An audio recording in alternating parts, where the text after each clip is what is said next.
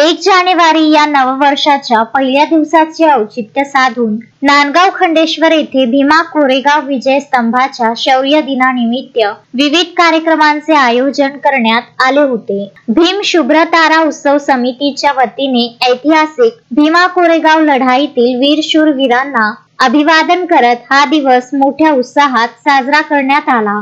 कार्यक्रमाची सुरुवात नवनिर्वाचित नगराध्यक्षा प्राप्ती मारोटकर यांच्या हस्ते बौद्ध धम्म ध्वजारोहणाने झाली. या प्रसंगी उपस्थित सर्व बौद्ध उपासक व उपासिकांनी एकत्रितपणे त्रिशरण पंचशील ग्रहण केले. नव्याने निवडून आलेल्या सर्व नगरसेवकांचे आयोजन समितीच्या वतीने जंगी स्वागत व सत्कार करण्यात आला. शौर्य दिनाचे औचित्य साधून संपूर्ण शहरातून भव्य मिरवणूक काढण्यात आली, ज्यामध्ये नागरिक मोठ्या संख्येने सहभागी झाले होते. हा सोहळा यशस्वी करण्यासाठी विक्की भगत, आशिष अंभोरे, विशाल बसवनाथे, सूरज अंभोरे, सुजल चव्हाण, प्रज्वल लोहकरे, सूरज सोनोने, यश वाडेकर, मयूर काडपांडे, प्रथम सोनोने, रावण गाडगे, अक्षय भडके, हिमेश नागदिवे, पियुष फुलके व अन्य कार्यकर्त्यांनी अथक परिश्रम घेतले. या कार्यक्रमाला नांदगाव खंडेश्वर शहर व परिसरातील नागरिकांची मोठी उपस्थिती होती.